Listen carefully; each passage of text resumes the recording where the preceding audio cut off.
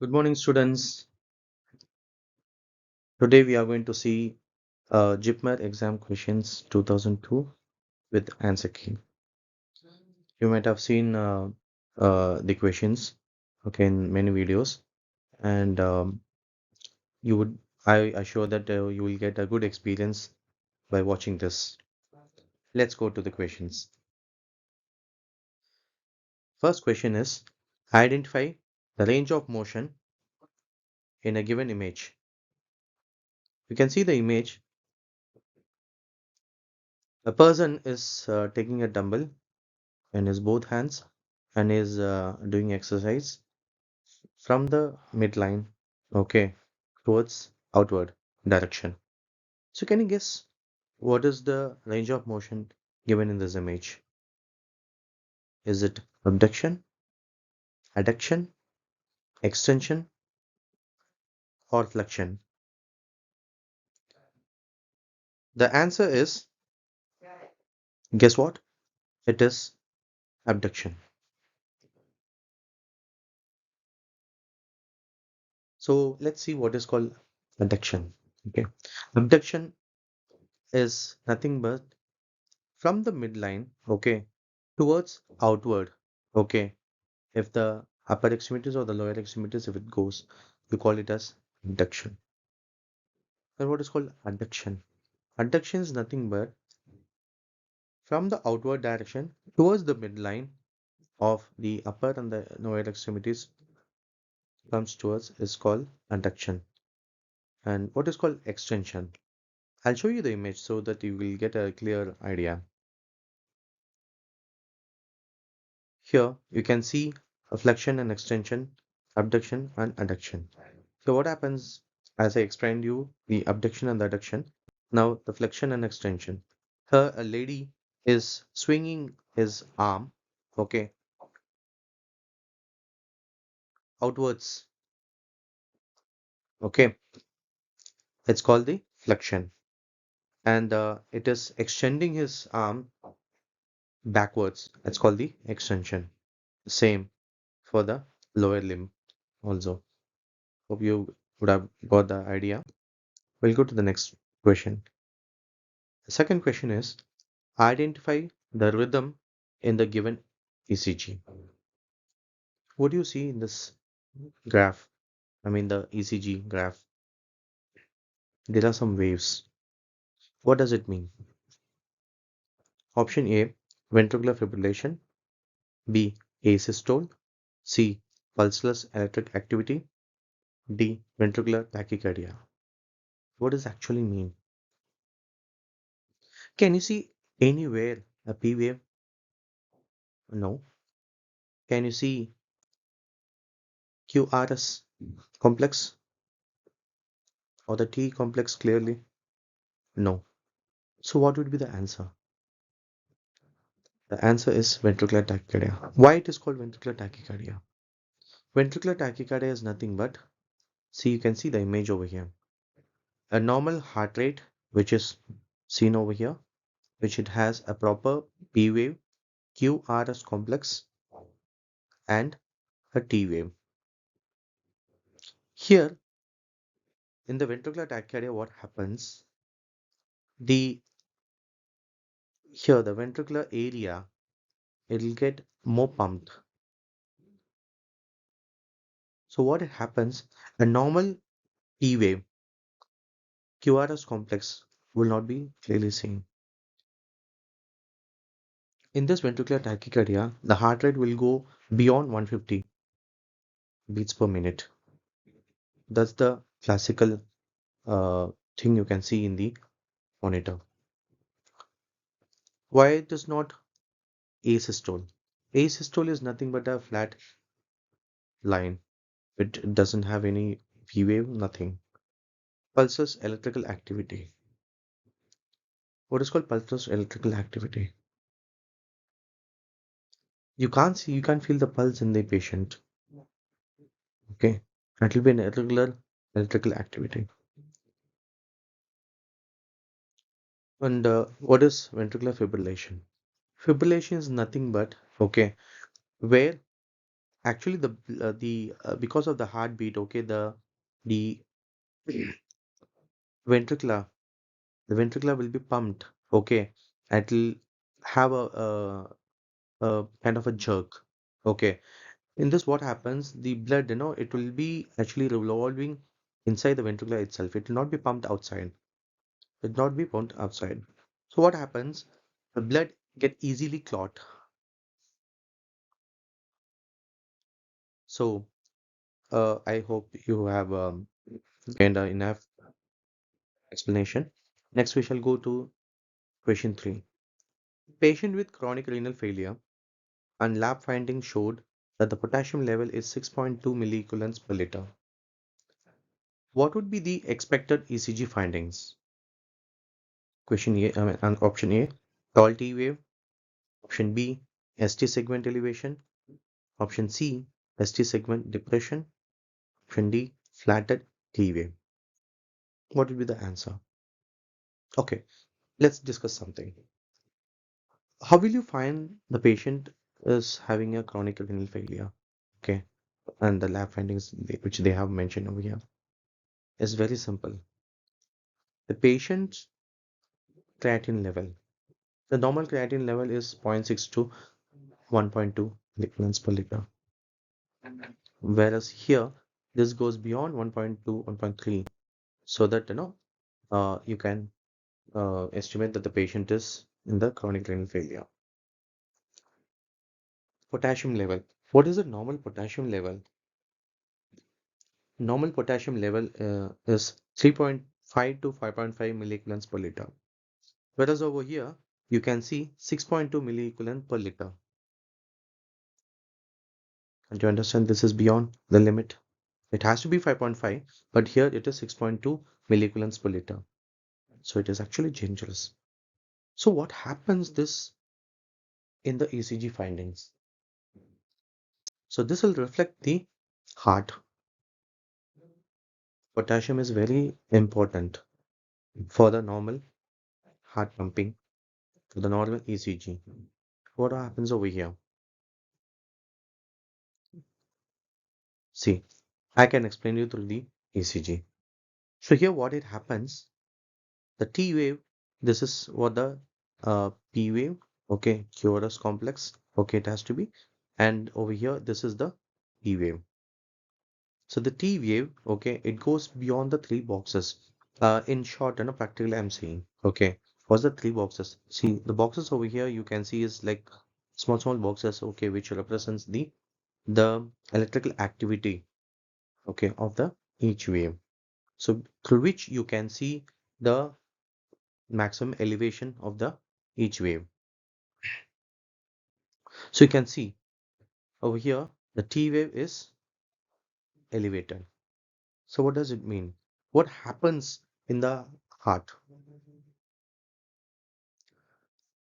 You can see the P wave is the atrial systole, and you will see a QRS complex which represents the ventricular systole, and the T wave is the diastole, which means the heart gives a time.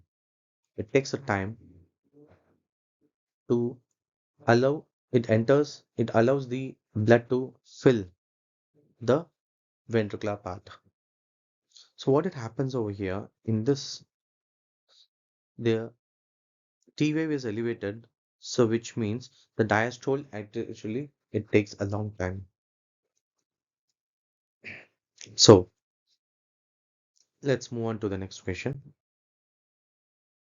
The fourth question is tetanus toxoid procedure. What kind of an immunity? What is called tetanus toxoid? Tetanus. Tetanus is nothing but it is an infection which is most commonly which is affected through a rotten rusted iron material or like mud, okay, when kids play in the mud, okay, what happens when they get injured?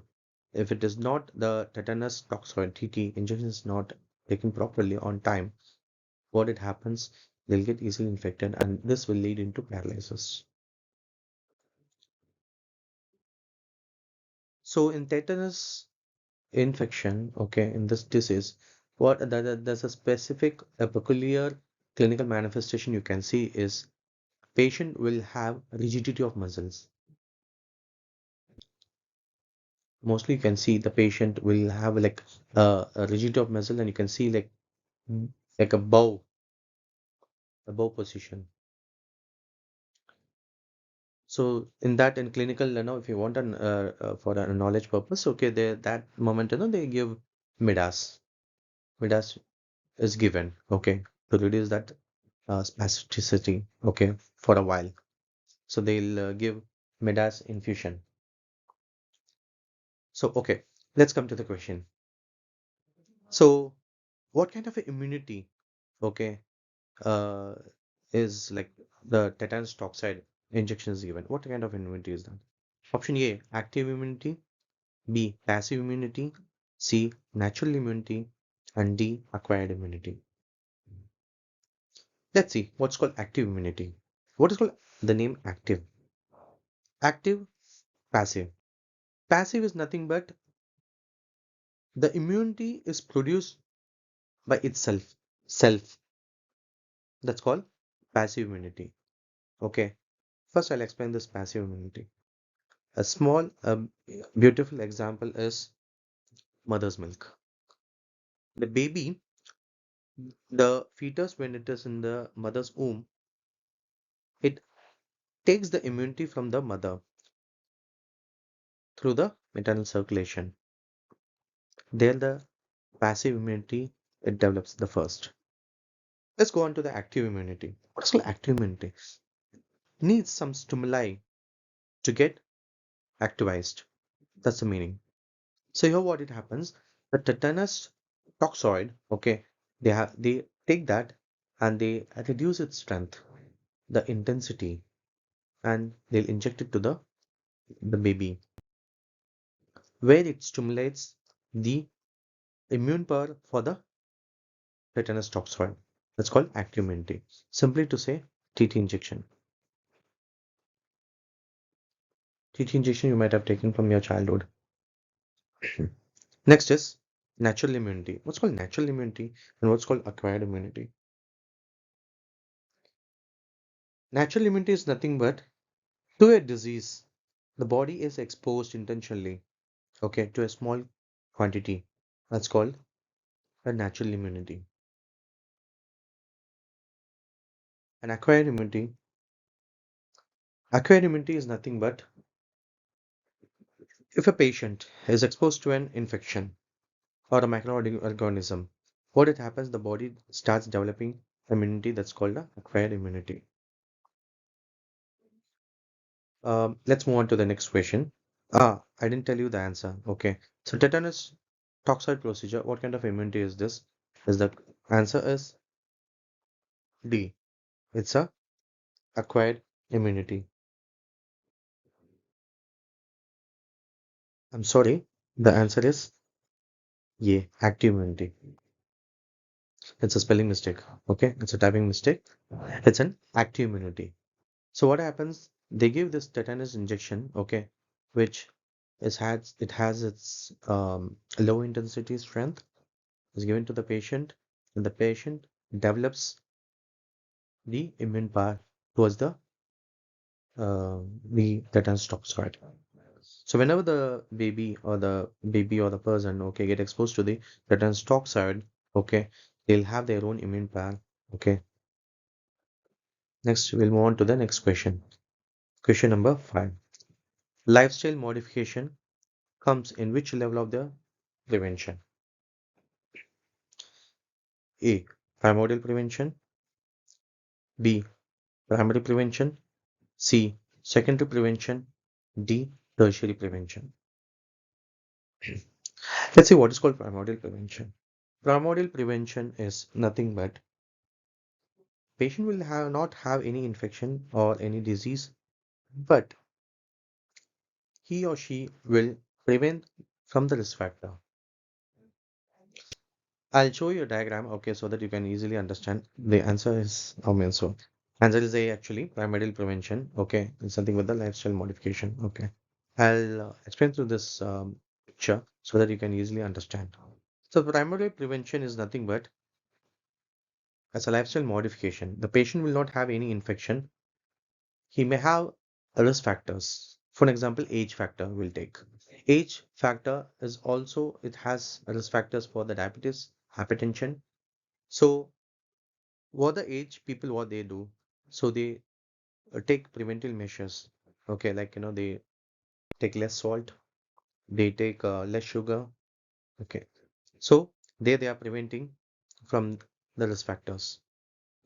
Next is primary prevention. Primary prevention is nothing but here the disease, uh, the patients, the patient will uh, will be uh, prevented from the risk factors, targeted risk factors like injury, disease, okay, through the vaccinations. Primary prevention is nothing but, as like I told you, like TT. Talk the previous question you can you might have seen this TT, tetanus toxoid injection.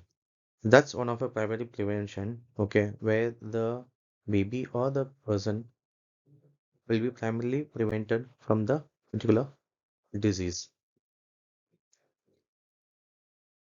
And now we are seeing secondary infection. What's called secondary infection? The patient is exposed to the risk factor at the earliest before onset of the symptom.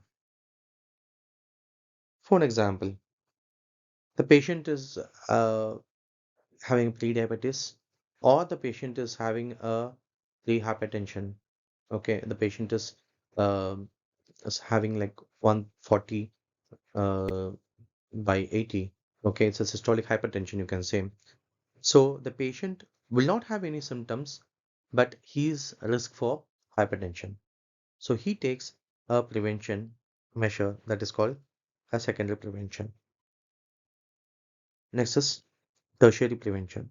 Tertiary prevention is nothing but a patient will have signs and symptoms, okay, but the aim is to reduce the severity of the disease.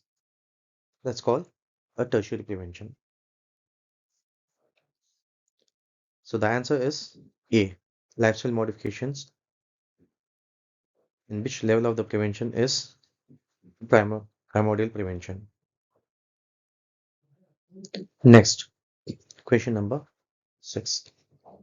The global maternal mortality ratio is to be planned in 2030. Option A is 30 per 1 lakh live birth. Option B, 50 per 1 lakh live birth. Option C, 100 per 1 lakh live birth. D, 70 per 1 lakh live birth. Which should be the answer? What is called the global maternal mortality ratio? Global maternity mortality ratio is nothing but maternal mortality ratio is nothing but when a mother is in the pregnancy time, when she delivers a baby, and something death happens while on the delivery, okay, you call it as maternal mortality ratio. So this in 2030, okay, they are planning uh, um, a target, okay, globally, okay. That's what the question is. So what would be the answer? In 1 lakh live birth, in 1 lakh live birth, 70 per 1 lakh live birth is the answer. This is the 70, there'll be a 70 maternal mortality ratio, okay, for 1 lakh live birth. They have set a target in 2030. Next question. On the neonate with after 5 minutes of APGAR score, which of the following included? Option A, temperature. Option B, blood pressure. Option C, muscle tone. Option D, growth rate. So you can see the answer is a muscle tone. Let's have an explanation of this. What is called APGAR score? APGAR score is nothing but which derives activity, pulse, grimace, appearance, respiration. Activity is nothing but the muscle tone. Whether the baby is having a proper muscle tone, whether it's absent or flexed arms and legs, active. When the baby is having a active muscle tone, you call it as, you mark it as 2 points. Pulse, whether it's absent, below 100 beats per minute or over 100 beats per minute. Grimace is nothing but the reflex irritability, whether it's floppy, I mean to say grimacinal, minimal response to the stimulation, or prompt response to the stimulation. When you give a stimuli, how is the response? This is appearance, skin appearance. Usually, the baby, will be the skin color will be pink color. So, if it is blue or pale, you give 0 points. When it's pink, blue extremities, or all overall pink. Next is respiration. How about the respiration? Whether it's absent or slow or irregular or vigorous cry. So you calculate all these things. 5 5 into 2 points is equal to 10 points.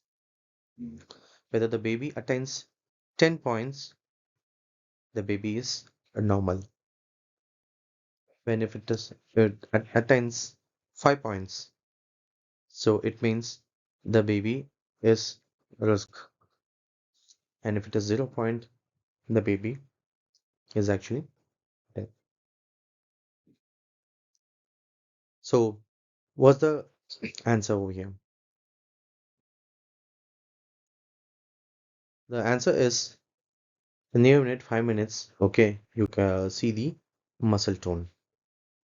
Okay, because there's no given temperature or the blood pressure or the growth rate. Okay, only the muscle tone is given in the system. Next is for the diagnosis of tuberculosis, the purified protein derivative (PPD) needs to be injected. For the best result is option A intradermal, option B subcutaneous, option C intramuscular, option D intravenous. Let's see what is called the purified protein derivative (PPD). PPD is nothing but a tuberculosis test where the tuberculosis, also known as PPD, tuberculin injection, which is given, okay, it's also known as PPD, okay. So this, it's a skin test receiving a small injection in your forearm and measuring a small bump or in duration that appears after 48 to 78 hours. If the reaction starts at 5 to 6 hours with a peak effect of 48 to 72 hours, which begins to subside, therefore the right time to read the test is actually after 48 hours to 78 hours. It's in the intradermal placement. So they give an injection, a tuberculin injection, which is called the purified protein derivative, in the intradermal of the forearm, and they'll check the reaction 5 to 6 hours. Maximum, the effect will be 48 to 72 hours, which means 2 days to 3 days. The patient will have a small bump and it'll reduce, it'll get subsided. Next is ninth question. In two people, CPR, how often the cycle need to be changed? So they're asking about the adult, first you have to understand. And they are mentioning in two people, okay, not a single person. A, option every 5 cycle, option B, every 2 cycle, Option C, each cycle, and option D, no need to change. Let's see a few things. There'll be a compression following breaths, okay, for every 2 minutes. The compression will be 30 compressions, 30 compressions to 2 breaths. After that, every 30 compressions, they'll give 2 breaths. So if it is a child, the ratio will be 15 compressions to 2 breaths. My handwriting is not good, so please try to understand. So what they do is the sternum will be compressed between 1.5 to 2 inches at the rate about 100 times in a minute. 100 times in a minute. So there'll be a changeover for every 2 minutes. Can you guess the answer? The answer is every 5 cycles. In every 5 cycles, okay, there'll be changeover. So each cycle, so there'll be 100 times in a minute. Okay, so every 2 minutes, in every 2 minutes, okay, they'll give, no, actually, it's every 5 cycle, okay, there'll be a changeover. Now the 10th question is, a psychiatric patient receive lithium 300 mg. What is the blood lithium level expected to send the patient to home?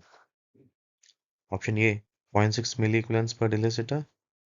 Point B, 1.4 milliequivalents per deciliter. Option C, 1.8 milliequivalents per deciliter. Option D, 1.9 milliequivalents per deciliter. So, what do you guess here? See, the patient is, what they're asking is expected to send the patient to the home. So, the patient must be not in a therapeutic level, must be in a prophylactic level. So, what is a prophylactic level? Prophylactic level is 0.6 milliequivalent per deciliter to 1.2 milliequivalent per deciliter. Next is therapeutic level, 0.8 milliequivalent per deciliter to 1.6 milliequivalents per deciliter. So what is the difference between prophylactic level and the therapeutic level? Prophylactic level is the prophylactic word which it means is prevent from the disease, and therapeutic level is the patient will be on treatment. So here then when the patient is on treatment, the patient has to uh, go for a certain nursing instructions they have to follow. So the question over here is expected to send the patient to the home, which is a prophylactic level. So as I told you, prophylactic level is 0. milliequivalent per deciliter to 1.2 milliequivalent per deciliter. So A is the right answer. Okay. Thank you guys. Thank you for your cooperation. Hope you would have understood everything which I have explained. Thank you.